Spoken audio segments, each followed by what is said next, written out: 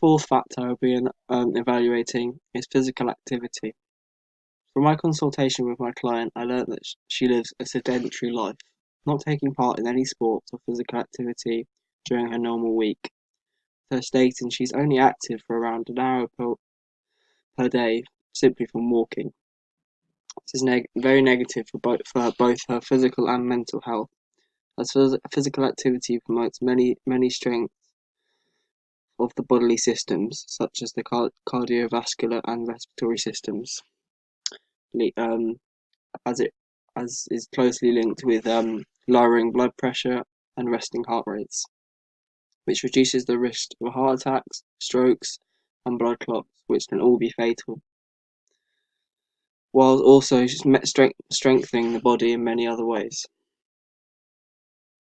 Furthermore, physical activity does not only benefit physical health but also mental, as there are strong ties showing that exercise stimulates increased release of dopamine and serotonin, which are responsible for regulating our emotions.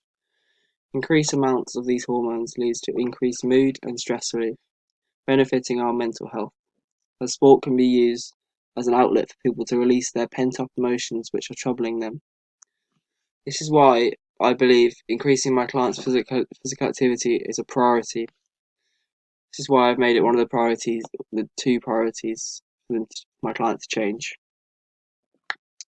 However, my client does possess a strength relating to physical activity, being that when she was young, she was a very active person and wishes to return to that state. This is beneficial as my client has previous experience with exercise, meaning it will be easier for her to adjust to exercise as she will have prior knowledge and experience. Furthermore, the fact that she wants to return to being active shows that she is willing to train and will not resist against it, as it is not being forced upon her. She's choosing to decide to change.